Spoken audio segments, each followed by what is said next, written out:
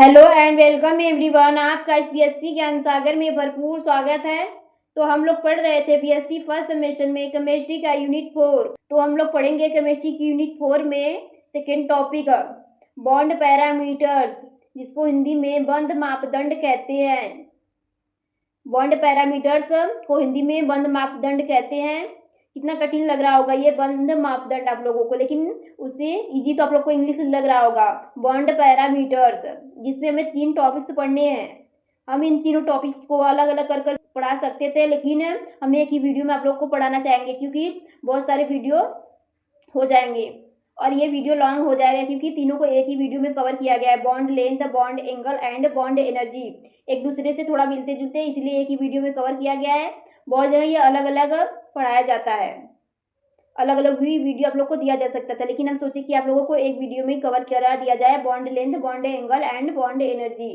तो हम इन तीनों टॉपिक को बहुत ही गहन अध्ययन से पढ़ेंगे, बहुत ही सरल और स्पष्ट रूप से पढ़ेंगे। तो इस वीडियो के लास्ट तक बने रहिए, क्योंकि यह आपके सेमेस्टर एग्जाम में हेल्पफुल हो सकता है। ये तो शॉर्ट है या फिर वेरी शॉर्ट या लॉन्ग में पूछा जा सकता है, क्योंकि अगर लॉन्ग में पूछेगा तो तीनों साथ में पूछ सकता है, और वेरी शॉर्ट या शॉर्ट में पूछेगा तो बॉन्ड लेंथ, बॉन्ड एंगल या बॉन्ड एनर्जी को अलग अलग कर पूछ सकता है। तो हम सबसे पहले देखेंगे बॉन्ड लेंथ क्या होता है, जिसको हिंदी में कहते हैं बंध लंबाई। ये तो इजी लग रहा होगा हिंदी इसका, बंध लंबाई, bond length. It is the intranuclear distance between the two covalently bonded atoms. यहाँ बताया गया कि यह दो सहसंयोजक बंधित परमाणुओं के बीच की अंतराणविक दूरी है। यहाँ बताया गया है कि ये दो जो सहसंयोजक बंध होते हैं उनके परमाणुओं के बीच की अंतराणविक दूरी है। जो दो सहसंयोजक बंध होते हैं उन परमाणुओं के बीच की अंतराणविक दूरी होती है बॉन्ड लेंथ।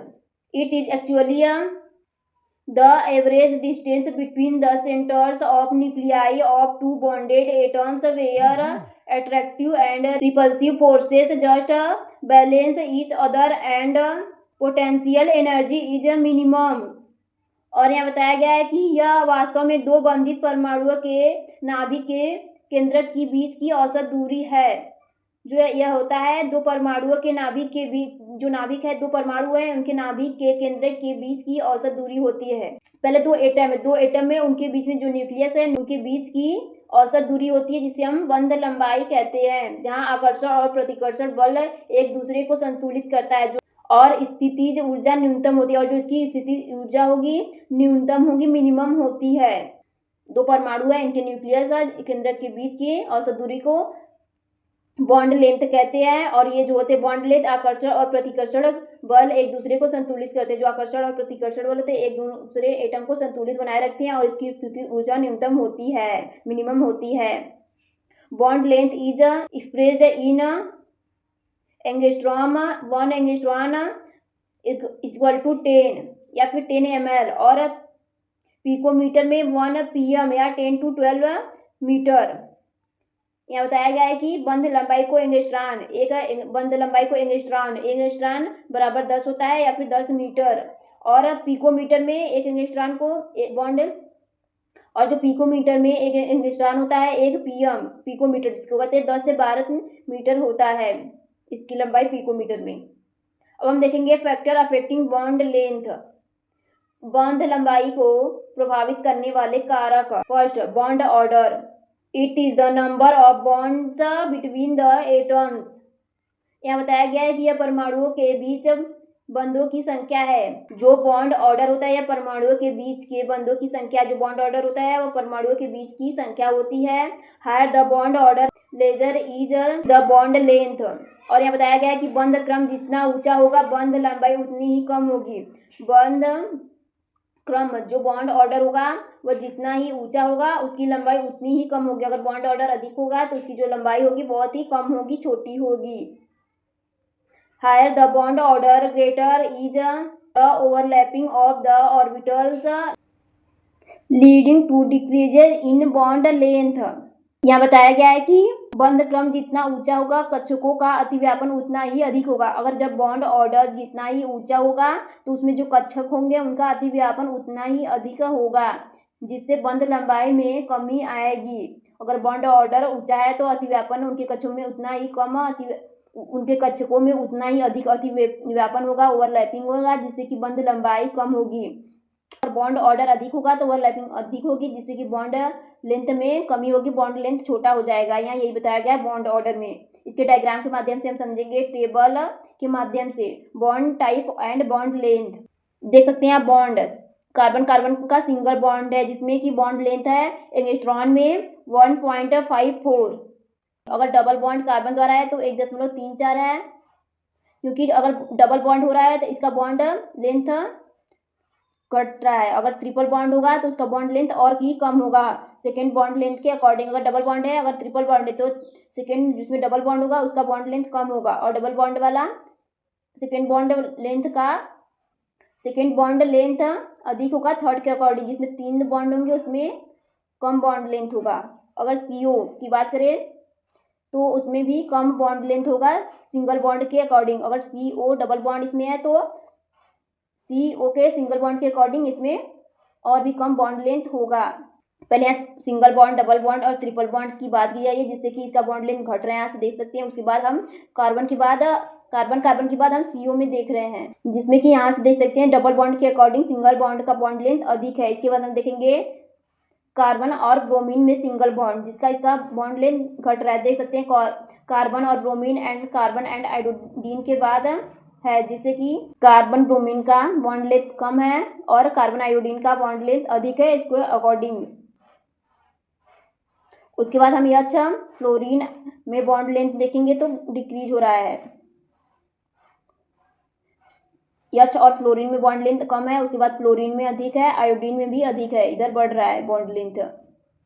जिसका बॉन्ड लेंथ अधिक होगा उसका बॉन्ड ऑर्डर कम होगा। अगर बॉन्ड ऑर्डर अधिक है तो बॉन्ड लेंथ कम होगा। यहाँ यही बताया कि डायग्राम के माध्यम से आप भी समझ सकते हैं, देख सकते हैं सिंगल, डबल और ट्रिपल बॉन्ड द्वारा समझाया गया है, और CO के माध्यम से, जिसमें CO और O के माध्यम से बॉन्डिंग कर समझाया गया है, और CBr आयोडीन, क्लोरीन आयोडीन के माध्यम से भी समझाया गया है। अब हम आगे देखेंगे size of the atoms.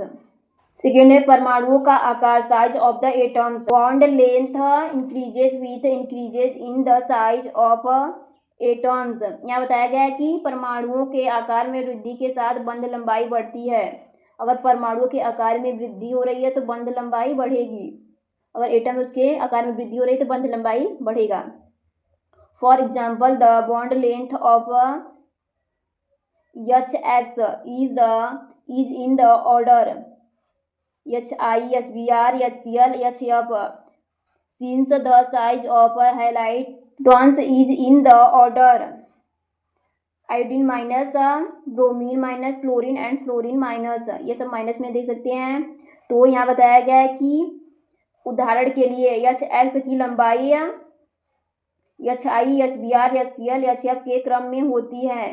H के जगह X जगह हम HI, Br, Cl और फ्लोरीन रखकर देख रहे हैं, तो इसका बॉन्ड ऑर्डर देख सकते हैं सबसे ज़्यादा अधिक X की जगह हम आयोडीन, ब्रोमीन, क्लोरीन, फ्लोरीन को रख के देखेंगे तो HI का बॉन्ड ऑर्डर बॉन्ड लेंथ सबसे अधिक होगा। उसके बाद HBr का, H क्लोरीन का एंड H फ्लोरीन का सबसे अधिक बॉन्ड ऑर्डर HI का, सबसे कम H फ्लोरीन का होगा। चूंकि हैलाइड टन का आकार H minus, Br minus, Cl minus and fluorine minus में होता है, क्योंकि जो माइनस ब्रोमीन, क्लोरीन, फ्लोराइड है वो माइनस चार्ज होते हैं इन पे, और इसका बॉन्ड लेंथ अधिक होता है। सबसे ज़्यादा आयोडीन का, उसके बाद ब्रोमीन, क्लोरीन, फ्लोरीन का होगा, और इसका जो एटम का आकार होगा वो भी बड़ा होगा, क्योंकि इसका बॉन्ड लेंथ अधिक है तो एटम का आकार भी बड़ा ही होगा, बड़ी साइज होगी। इन सब का सबसे बड़ा HI का, फिर HBr, फिर HCl एंड H फ्लोरीन का होगा। अब हम देखेंगे type of hybridization. S orbital is nearer to the nucleus than p orbital, hence a hybrid orbital with more percentage S character will be nearer to the nucleus and has a smaller size than a hybrid orbital with more p characters. S कक्षक p कक्षक की तुलना में नाभिक की अधिक निकट होता है। यहाँ बताया गया है कि S ऑर्बिटल p ऑर्बिटल के अकॉर्डिंग नाभिक के अधिक पास होता है, क्योंकि ये नाभिक देख सकते हैं यहाँ S ऑर्बिटल भराएगा, उसके बाद p का भराएगा, उसके बाद d, उसके बाद F सबसे दूर होता है। F ब्लॉक वाला F ऑर्बिटल सबसे दूर होता है न्यूक्लियस के, उसके बाद d का, उसके बाद p का, उसके बाद S का, सबसे नजदीक S वाला, उसके बाद p वाला, फिर d वाला, फिर F वाला होता है। तो जो S ऑर्बिटल होता है वह न्यूक्लियस के पास होता है p ऑर्बिटल के अकॉर्डिंग। इसलिए अधिक परसेंटेज यस गुणा वाला संकर कक्ष नाभिक के अधिक निकट होता है। यस ऑर्बिटल निकट होता है, इसलिए परसेंटेज यस गुणा वाला संकर कक्ष अधिक निकट होता है। और यहाँ बताया गया है कि यह अधिक पी गुणा वाले संकर कक्ष की तुलना में आकार में छोटे होते हैं। जो पी गुणा वाले संकर कक्ष होते हैं उसकी तुलना में इसका आकार छोटा है। जो यस ऑर्बिटल का आकार होता है वह पी ऑर्बिटल वाले आकार से छोटा है। जो पी ऑर्बिटल होता है उसका आकार बड़ा होता है यस ऑर्बिटल के according. Therefore, greater the S percentage S character, shorter is the bond length. अगर S परसेंटेज का गुणा जितना अधिक होगा बंध लंबाई उतना ही कम होगा, शॉर्टर होगा। अगर S ऑर्बिटल का परसेंटेज अधिक होगा तो बॉन्ड लेंथ उतना ही कम होगा। टेबल के माध्यम से समझेंगे हाइब्रिडाइजेशन एंड बॉन्ड लेंथ। देख सकते हैं sp3 हाइब्रिडाइजेशन जिसमें सिंगल बॉन्ड है, जिसका एग्जाम्पल है CH3। कैरेक्टर इसका 25% यस कैरेक्टर है, उसका जो बॉन्ड लेंथ एंगस्ट्रॉम है 1.10 है। और sp2 हाइब्रिडाइजेशन जिसका एग्जांपल है CH जिसमें डबल बॉन्ड है, इसका जो कैरेक्टर होगा 33.3 है और इसका बॉन्ड लेंथ एंगस्ट्रॉम में 1.09 है। और sp हाइब्रिडाइजेशन का जिसमें ट्रिपल बॉन्ड है CH एग्जाम्पल है और इसका यस कैरेक्टर 50 है और इसका जो बॉन्ड लेंथ होगा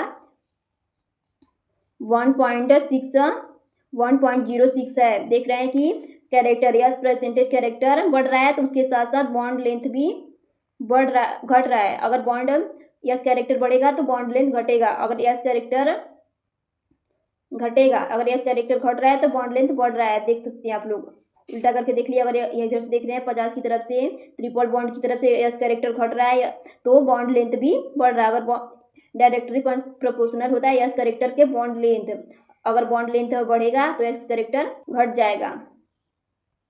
अगर यस कैरेक्टर बढ़ रहा है तो बॉन्ड लेंथ घट जाएगा, अगर बॉन्ड लेंथ बढ़ेगा तो यस कैरेक्टर घट जाएगा। टाइप ऑफ हाइब्रिडाइजेशन में अब हम आगे देखेंगे order of electronegativity of hybrid orbital is sp sp2 and sp3 that is electronegativity of a carbon is maximum in S hybridized state and minimum is sp3 hybridized state। यहाँ आगे बताया गया है कि संकर कक्षकों की विद्युत ऋणात्मकता का क्रम sp sp2 एंड sp3 है, अर्थात कार्बन की विद्युत ऋणात्मकता sp संकरित अवस्था में अधिकता और sp3 संकरित अवस्था में न्यूनतम होती है। जो sp होती है वह संकरित अवस्था अधिक होती है उसकी, और जो sp3 की संकरित अवस्था होती है कम होती है, न्यूनतम होती है। sp3 का बॉन्ड लेंथ अधिक होगा और sp का बॉन्ड लेंथ कम होगा, और जो sp होगा इसकी संकरित अवस्था अधिक होगी और sp3 की संकरित अवस्था कम होगी, और इसका लेंथ अधिक होगा और यस परसेंटेज कम होगा। अब हम आगे देखेंगे 4 पोलैरिटी ऑफ द बॉन्ड, बंध की ध्रुवता। Bond length is polar molecule is usually smaller than the theoretical non polar bond length. यहाँ बताया गया है कि ध्रुविक अणुओं में बंध लंबाई आमतौर पर सैद्धांतिक अध्रुवी बंध लंबाई से छोटी होती है। यहाँ 4 में बताया गया है कि ध्रुवीय अणुओं में बंध लंबाई आमतौर पर सैद्धांतिक ध्रुवी बंध लंबाई से छोटी है। जो सैद्धांतिक ध्रुवीय लंबाई होती है उससे छोटी होती है बंध लंबाई, आमतौर पर सैद्धांतिक ध्रुवीय बंध लंबाई से छोटी होती है ध्रुवीय अणुओं में।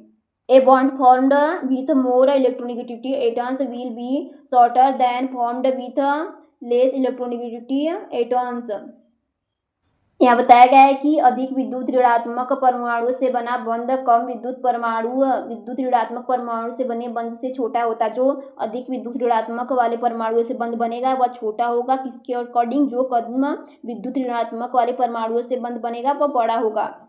जो अधिक विद्युत ऋणात्मक परमाणु से बनेगा वह उसका बॉन्ड छोटा होगा। जो कम विद्युत ऋणात्मक वाले बॉन्ड से बनेगा उसका बंध लॉन्ग होगा, बड़ा होगा। यहाँ ये बताया गया, एग्जाम्पल के माध्यम से हम समझेंगे।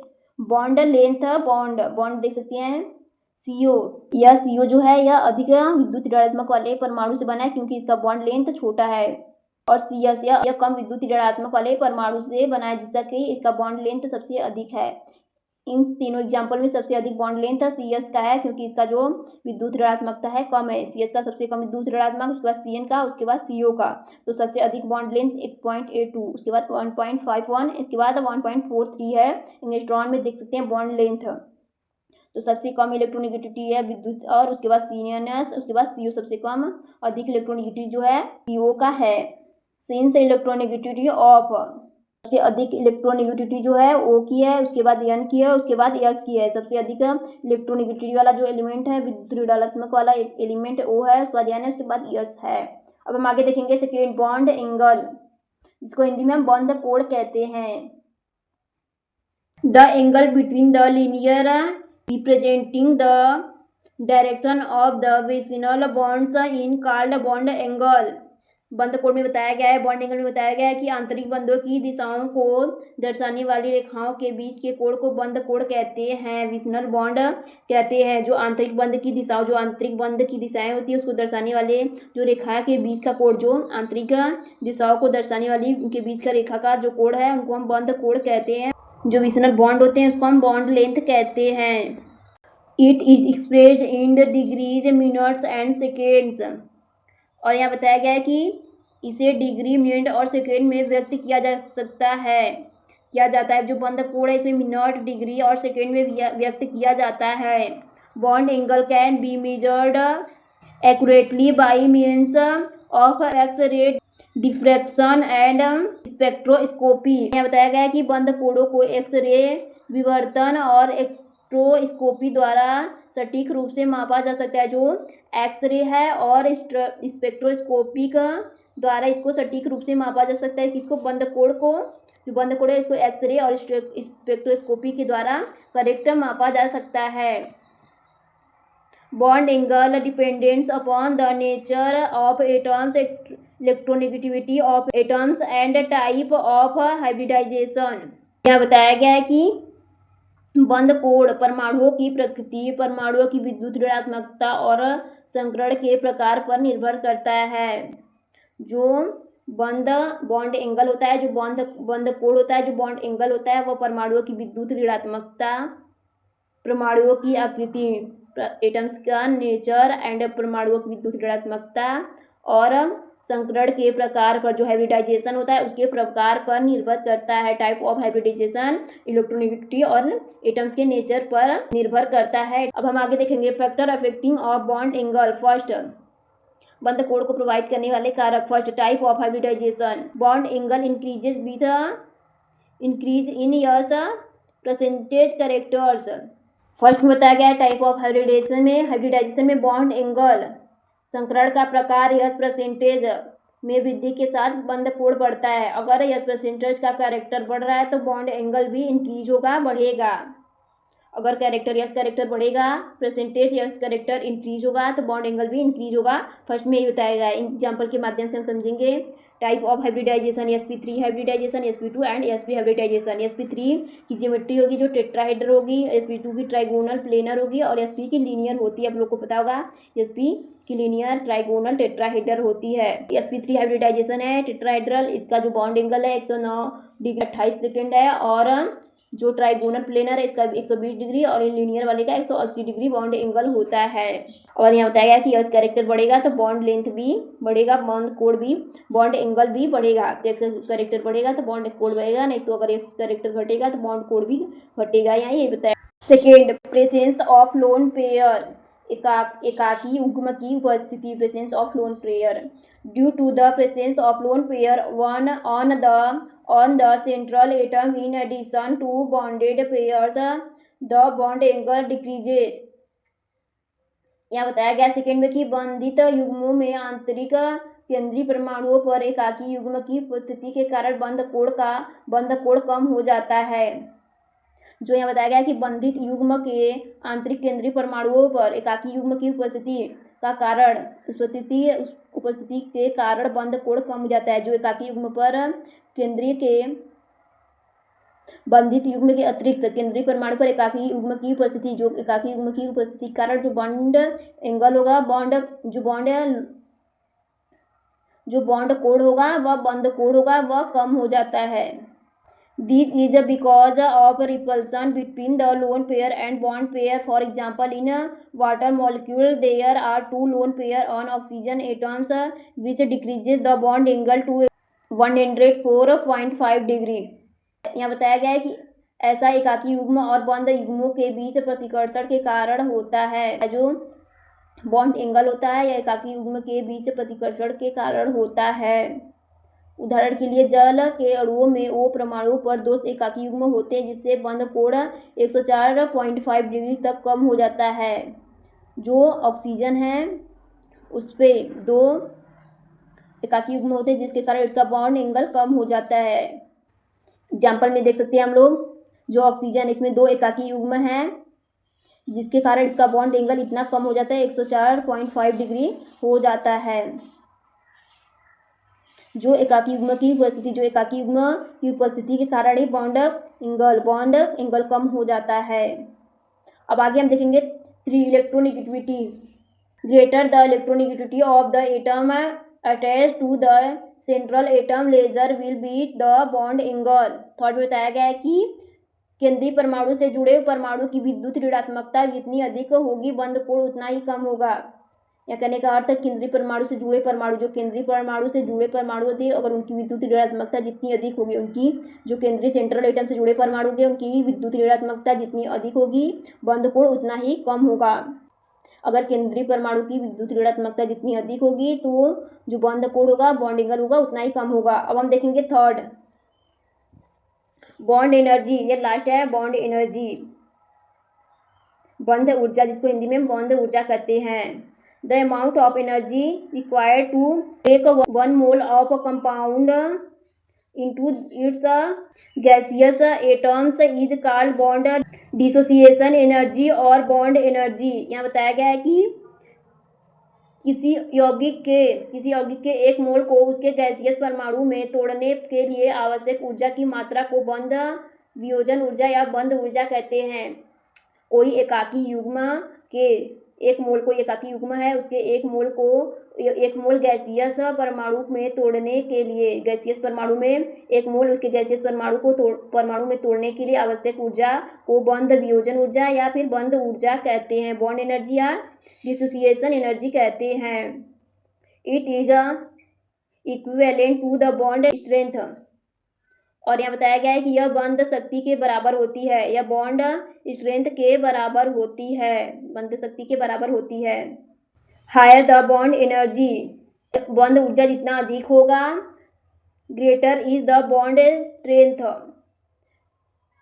बंध ऊर्जा जितना अधिक होगा बंध शक्ति भी उतनी ही अधिक होगी।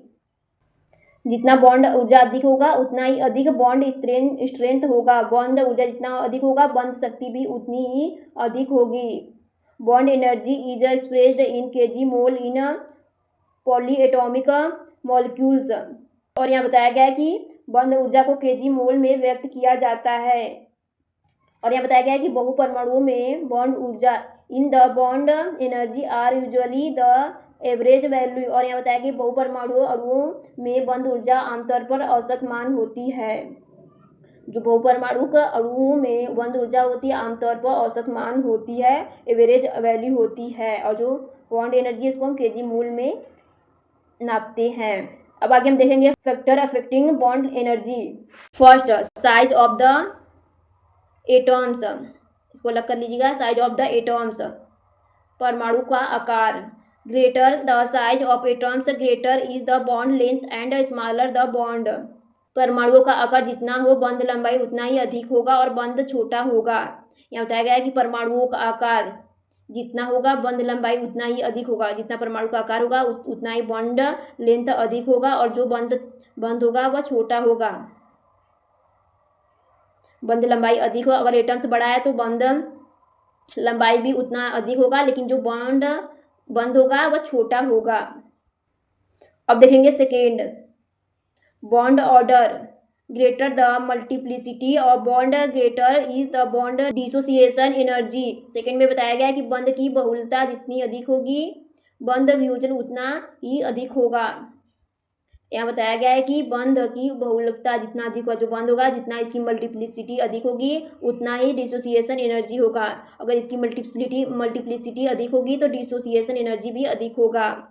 यहाँ देख सकते हैं एग्जाम्पल में कार्बन दिया गया है, सबसे अधिक जो बॉन्ड डिसोसिएशन एनर्जी होगी कार्बन ट्रिपल बॉन्ड की होगी, यहाँ ट्रिपल बॉन्ड बना लीजिएगा। और इसकी जो मल्टीप्लिसिटी होगी सबसे अधिक होगी, यहाँ ट्रिपल बॉन्ड बना लीजिएगा, यहाँ डबल बॉन्ड, क्योंकि यहाँ मिस्टेक हो गया, यहाँ ट्रिपल बॉन्ड बना लीजिएगा। इसकी मल्टीप्लिसिटी सबसे अधिक होगी और डिसोसिएशन एनर्जी भी। उसके बाद डबल बॉन्ड वाले की यहाँ डबल बॉन्ड बना लीजिएगा, यहाँ सिंगल बॉन्ड है ही। उसके बाद डबल बॉन्ड वाले की, उसके बाद सिंगल बॉन्ड वाले की सबसे अधिक ट्रिपल बॉन्ड वाले की, उसके बाद सेकेंड डबल बॉन्ड वाले की, उसके बाद थर्ड सिंगल बॉन्ड वाले की होगी। सबसे अधिक डिसोसिएशन एनर्जी किसकी होगी? इसमें ट्रिपल बॉन्ड होगा और इसका मल्टीप्लिसिटी भी अधिक होगा सेकेंड की तुलना में डबल बॉन्ड के अकॉर्डिंग। और जो डबल बॉन्ड होगा उसमें सिंगल बॉन्ड के अकॉर्डिंग मल्टीप्लिसिटी और डिसोसिएशन एनर्जी अधिक होगी। अब आगे हम देखेंगे third, polarity of bond, bond की ध्रुवता। Bond energy increases in the polarity of the bond. Third में बताया गया कि बॉन्ड की ध्रुवता में वृद्धि के साथ बॉन्ड ऊर्जा बढ़ती है। थर्ड में बताया गया है कि बॉन्ड की ध्रुवता में वृद्धि, जो बॉन्ड की ध्रुवता उसकी में वृद्धि होने के साथ बॉन्ड ऊर्जा बढ़ती है, बॉन्ड एनर्जी बढ़ेगी। उसके ध्रुवों में वृद्धि होगी, जो बॉन्ड की ध्रुवता होगी उसमें वृद्धि होगी तो बॉन्ड ऊर्जा भी बढ़ेगी। Polarity dependent upon the electronegativity difference between the atoms. और यहाँ बताया गया कि ध्रुवण परमाणुओं के बीच विद्युत ऋणात्मकता के अंतर पर निर्भर करती है। जो बॉन्ड की ध्रुवता होती है वह ध्रुवण परमाणु की विद्युत ऋणात्मकता विद्युत इलेक्ट्रोनेगेटिविटी पर निर्भर करती है। यहाँ बताया गया कि ध्रुवण परमाणु के बीच विद्युत ऋणात्मकता के अंतर पर निर्भर करती है। जो बॉन्ड ऊर्जा होती है वह इलेक्ट्रोनेगेटिविटी, जो ध्रुवण की इलेक्ट्रोनेगेटिविटी होती है उस पर निर्भर करती है, उसके अंतर इलेक्ट्रोनेगेटिविटी के अंतर पर निर्भर करती है। बॉन्ड ऊर्जा, बंधन ऊर्जा। For example bond energy decreases in following order. और यहाँ बताया गया है कि उदाहरण के लिए बंध ऊर्जा निम्न क्रम में घटती हैं। देख सकते हैं H fluorine, H bromine and H iodine. देख सकते हैं सबसे अधिक जो बॉन्ड एनर्जी है वह एच आयोडीन की है। सबसे अधिक बॉन्ड एनर्जी एच आयोडीन, इसके बाद एच ब्रोमीन, उसके बाद एच क्लोरीन, उसके बाद एच फ्लोरीन। सबसे कम बॉन्ड एनर्जी होगी, बंधन ऊर्जा होगी एच फ्लोरीन की होगी। अब हम आगे देखेंगे 4, extent of overlapping. Greater the overlapping of the orbitals greater will be the bond dissociation energy. 4 में बताया गया है कि अतिव्यापन की सीमा। 4 में बताया गया है कि कक्षकों का अतिव्यापन जितना अधिक होगा बंध वियोजन ऊर्जा उतना ही अधिक होगा। अगर कक्षक है ऑर्बिटल है उसका अतिव्यापन जितना अधिक होगा तो जो बंध वियोजन की ऊर्जा होगी उतना ही अधिक होगी, बॉन्ड डिसोसिएशन एनर्जी उतना ही अधिक होगा। अब हम देखेंगे 5 type of hybridization. Bond energy dependence upon the hybridization of an atom. 5 में बताया गया है कि बंध ऊर्जा परमाणुओं के संकरण पर निर्भर करती है। जो बॉन्ड ऊर्जा होती है वह हाइब्रिडाइजेशन के संकरण पर हाइब्रिडाइजेशन पर निर्भर करती है, संकरण पर निर्भर करती है। जो बंध ऊर्जा होती है वह संकरण पर निर्भर करती है। Greater the percentage s character of hybrid orbital higher the bond energy. यहाँ बताया गया कि यस परसेंटेज गुणा जितना अधिक होगा बंध ऊर्जा उतनी ही अधिक होगी। अगर यस परसेंटेज जितना अधिक होगा तो बॉन्ड एनर्जी उतनी ही अधिक होगी, हायर होगी। Since bond length decreases in the order sp, sp2, sp3 the bond energy increases in the same order. और यहाँ बताया गया है कि बंध लंबाई sp, sp2, sp3 क्रम में घटती है, वहाँ ऊर्जा उसी क्रम में बढ़ती है, sp और sp2, sp3 और इसकी बॉन्ड एनर्जी बढ़ रही देख सकते हैं। और यहाँ बताया गया कि sp, sp2, sp3 इसकी बंध लंबाई जिस क्रम में घट रही है उसी क्रम में इसकी बंध ऊर्जा बढ़ती है। sp में देख सकते हैं sp में 3 बॉन्ड होगा और sp2 में 2 और sp3 में 1 बॉन्ड होगा, जिससे इसकी बॉन्ड इसमें ट्रिपल बॉन्ड, डबल बॉन्ड और सिंगल बॉन्ड होगा। इसी प्रकार इसका बॉन्ड घट रहा है उसी प्रकार इसकी एनर्जी बढ़ेगी। अब हम देखेंगे 6 resonance increases the stability of the molecule. 6 में बताया गया कि अनुनाद अणु की स्थिरता को बढ़ाता है। जो रेजोनेंस होता है वह अणु की स्थिरता को बढ़ाता है। Hence is such molecule the bond energy increases. इसलिए ऐसे अणुओं में बंध ऊर्जा बढ़ जाती है। इसीलिए ऐसे मॉलिक्यूल्स में बॉन्ड एनर्जी बढ़ जाती है, इंक्रीज हो जाती है। जो रेजोनेंस होगा वह स्थिरता को बढ़ाता है। जितना रेजोनेंस स्ट्रक्चर बनेगा वह अधिक मॉलिक्यूल स्टेबल होगा, जिससे कि बॉन्ड एनर्जी बढ़ती है जितना रेजोनेंस बनेगा। तो आज इस वीडियो में इतना ही। आई होप ये वीडियो आप लोग को बहुत ही अच्छे समझ में आया होगा। एंड यह काफ़ी वीडियो लॉन्ग हो चुका है, तो आज इस वीडियो में इतना ही। अगर आप लोगों को स्क्रीनशॉट लेना है तो ले सकते हैं। Bond length, bond angle and bond energy का आप लोग स्क्रीनशॉट ले लीजिए। आई होप ये वीडियो आप लोग के लिए हेल्पफुल रहा होगा एंड बहुत ही अच्छे समझ में आया होगा। अगर आप लोग कोई प्रॉब्लम या समस्या हो रही है, अगर आप लोगों को कोई प्रॉब्लम या समस्या हो रही है तो हमारे कमेंट बॉक्स में कमेंट जरूर करें। स्क्रीनशॉट ले लीजिए आप लोग। अगर आप लोगों को इस वीडियो में कोई कन्फ्यूजन है तो कमेंट कर सकते हैं हमारे कमेंट बॉक्स में। तो हमारा ऑर्गेनिक केमिस्ट्री स्टार्ट हो चुका है। 4 यूनिट से हमारा ऑर्गेनिक केमिस्ट्री स्टार्ट है, तो हम लोग पढ़ रहे हैं ऑर्गेनिक केमिस्ट्री। अगली वीडियो आप लोग को जल्दी प्रोवाइड की जाएगी। आप लोग अच्छी से बीएससी फर्स्ट सेमेस्टर की तैयारी करिए एंड अच्छे मार्क्स से पास होइए। आप जितना मेहनत करेंगे आपको उतनी सफलता मिलेगी।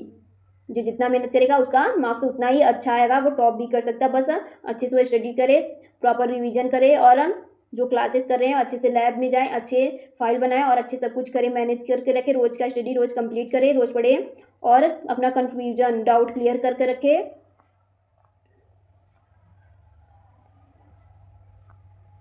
आज का वीडियो काफ़ी लॉन्ग हो चुका है।